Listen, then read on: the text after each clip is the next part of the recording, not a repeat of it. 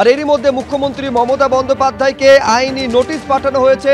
আত্মদ্বীপ নামে একটি সংস্থার তরফে আইনি নোটিশ পাঠানো হয়েছে, যেখানে মুখ্যমন্ত্রী সুপ্রিম কোর্টের রায়কে অগ্রাহ্য করে আদালত অবমাননা করেছেন বলে এই অভিযোগ আনা হয়েছে। এই আইনি নোটিশের প্রেক্ষিতে কুণাল ঘোষ, তৃণমূলের রাজ্য সাধারণ সম্পাদক, তিনি একটি সোশ্যাল মিডিয়ায় পোস্ট করেছেন, যেখানে বলছেন যে রায় পুনর্বিবেচনা করা মানে আদালত অবমাননা নয়। এই হচ্ছে সেই পোস্ট।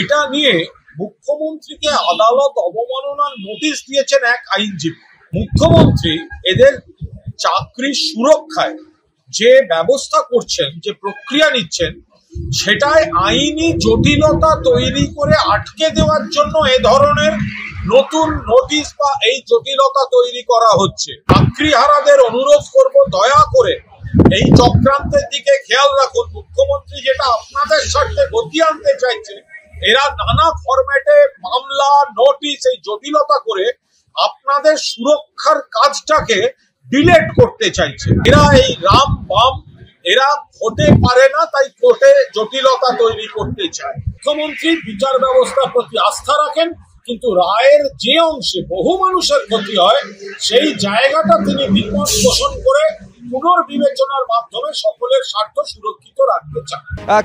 কি মর্মে নোটিশ পাঠানো হয়েছে পুরোটা দীপক ঘোষ আমাদের প্রতিনিধি আরো বিস্তারিত বলতে পারবেন।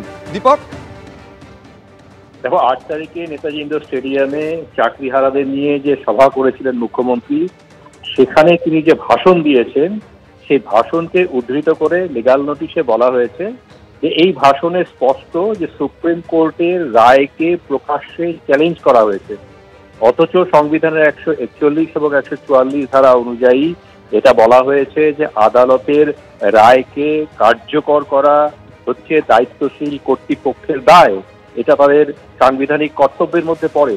সেটা না করে মুখ্যমন্ত্রী উল্টো পথে হেঁটেছেন। তিনি বলেছেন যে রায়কে সরাসরি চ্যালেঞ্জ, একদম কোট আনকোট লেখা হয়েছে সেদিন তিনি যে ভাষণ দিয়েছিলেন, সে ভাষণকে উদ্ধৃত করে বলা হয়েছে যে ভাষণের প্রতীয়মান যে তিনি সরাসরি আদালতকে চ্যালেঞ্জ করছেন এবং তিনি আদালতের রায়কে অগ্রাহ্য করছেন।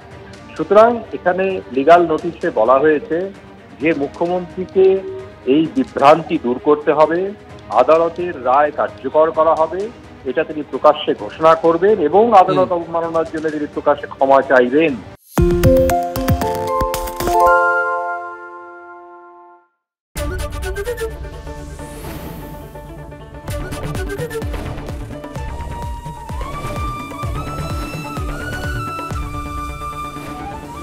এবিপি আনন্দ এগিয়ে থাকে, এগিয়ে রাখে।